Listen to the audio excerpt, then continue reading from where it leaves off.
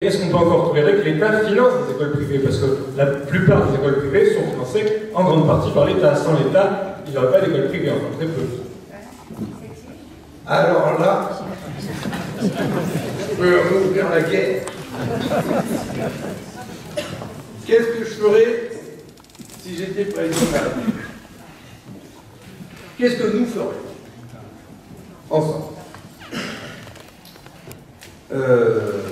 Pour répondre franchement, je pense que ce que nous devons faire, c'est restaurer l'école publique, la faire briller, faire en sorte que dans nos écoles publiques, il n'y ait plus de profs absents, qu'ils soient tout de suite remplacés, qu'ils soient bien rémunérés, qu'ils soient respectés, faire en sorte que tous les parents s'empressent à mettre les enfants dans l'école publique parce qu'elle sera la meilleure garante de l'enseignement et de l'accès aux connaissances. Et je préfère créer ces conditions-là pour l'école publique plutôt que d'avoir un geste de dire « fini l'école privée dans la République ». Je préfère créer une envie, une ambition pour l'école publique plutôt que de taper sur l'école privée. Et puis ensuite parce que je pense que si aujourd'hui on décidait de ne plus financer du jour au lendemain l'école privée, d'abord ça ne répondra pas aux besoins de l'école publique si on ne la revalorise pas, mais en plus ça va créer nous n'aurons pas les établissements publics en capacité d'absorber tous les élèves qui sont aujourd'hui dans l'enseignement privé. On peut créer des conditions dans la société dans laquelle je rêve de vivre pour que demain il n'y ait plus d'enseignement privé et qu'il y ait une véritable égalité républicaine. Ça, c'est le chemin, la trajectoire que nous devons prendre. Mais du jour au lendemain, de supprimer les financements d'État aux écoles privées, je pense que ce serait un mauvais signal. Je dis je pense parce que je veux avoir la possibilité de discuter, de construire ce programme avec d'autres. Mais je préfère avoir cette parole responsable, mais en disant en revanche que nous mettrons tous les moyens qu'il faut pour restaurer l'école publique. En revanche, il y a une décision que je prendrai, c'est que je ferai fermer toutes les écoles hors contrat. Ces écoles qui existent encore dans notre pays, qui ont le droit d'ouvrir, et dans lesquelles, ou derrière lesquelles, derrière les murs desquelles, on ne sait pas du tout ce qui y est enseigné. On ne sait rien. Et on n'a même pas le droit d'y mettre notre nez. Elles ont le droit d'ouvrir juste après le passage de la préfecture qui veille que les conditions sanitaires sont respectées. Et une fois que c'est fait, eh bien, le privé, quel qu'il soit, une école coranique, un institut catholique intégriste, il y a tout. Ils font ce qu'ils veulent. Ce qu'ils veulent. Et là, les enfants qui sortent de là, après ils vivent parmi nous. Donc ça, c'est dangereux. Ça, c'est dangereux. Et je suis pour fermer les écoles hors contrat immédiatement, sans délai. Ça, c'est une mesure juste et saine, et pour la République, et pour le respect de la laïcité.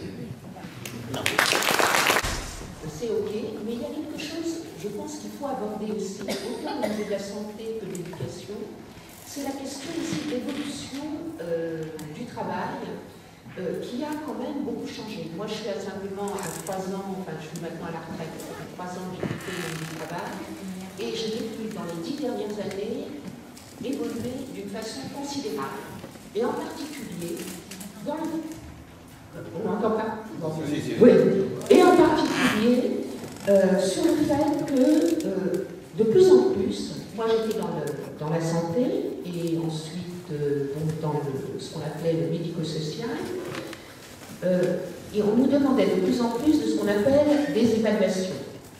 Et les personnes, ce qui décourage aussi beaucoup les salariés, on parlait des gens qui ne voulaient plus travailler dans la santé, c'est-à-dire que l'objet même de leur travail est détourné sur le fait, par exemple, de remplir un certain nombre d'indicateurs et qui décourage énormément. Il faut penser que dans certains lieux, c'est 30% du temps de travail qui... Mais vous étiez dans quelle activité?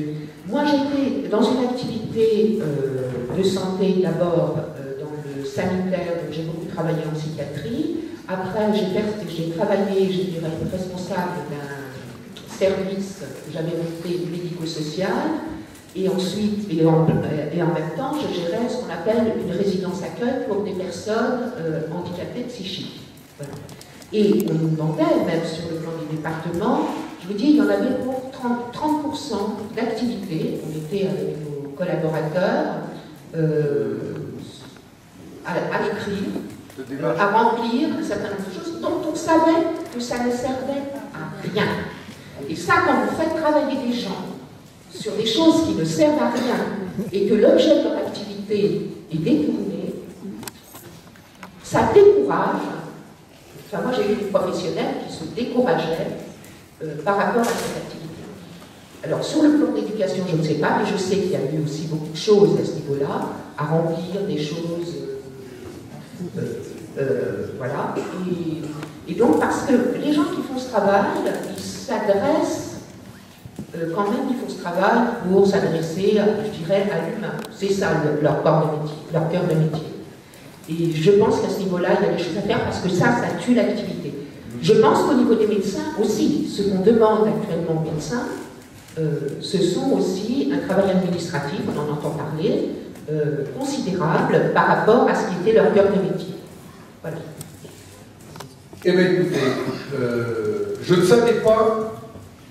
Là, je ne savais pas que c'était à ce point-là aussi dans votre secteur, mais je sais que ce mal-là, il existe en France, et je l'entends d'ailleurs de la part d'autres professions qui me parlent, ça dépend ils mettent différents mots dessus, mais bien souvent c'est la bureaucratie, l'administratif, et c'est dur. Je pense par exemple aux maires qui, de plus en plus, doivent répondre à des appels à projets. Avant, il y avait des sous pour des projets pour 5 communes. Aujourd'hui, il y a des sous pour une commune et les 5, elles doivent faire un appel à projet, passer par un jury, et puis voilà. Et là, il y en a des paperasses. À tel point que les collectivités doivent trouver des fonctionnaires en capacité de remplir ces dossiers, faire les demandes de subventions, répondre aux projets. Bien souvent, c'est les agglos qui s'en occupent, mais enfin, c'est bureaucratie. Je pense aux agriculteurs. Les agriculteurs, je ne sais pas s'il y en a dans la salle, moi je sais qu'il y a au moins ma cousine qui fait de la volaille à Espertignac et qui vend sa volaille sur le marché d'ici, mais les agriculteurs à Espartignac. Ouais. Espartignac. J'ai une agricultrice qui, elle, m'a montré ses dossiers faits sur une année. Elle en avait pour 8 kilos de papier rempli. 8 kilos de papier rempli pour avoir les aides de la PAC, etc., etc. Mais en plus de ça, pour bénéficier des subventions, elle était obligée de demander à la Chambre d'agriculture de le faire pour elle, et elle devait payer 800 €. Elle devait payer 800 € pour qu'on fasse son dossier et qu'elle puisse solliciter les subventions de l'Union européenne. Ben, les mairies font appel à des cabinets privés, parfois.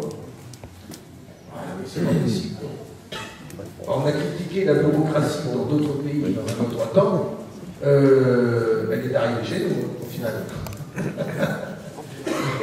On a un vrai sujet, vous avez raison de le souligner, et c'est à désespérer les gens qui ont envie de consacrer leur intelligence, leur force de travail, leur énergie aux besoins, leur activité à l'immédiat et qui ne peuvent pas le faire. Il y en a là, des agriculteurs modestes qui sont ici, qui ne peuvent pas le faire parce qu'ils ont cette paperasse à remplir, parfois de manière obligatoire.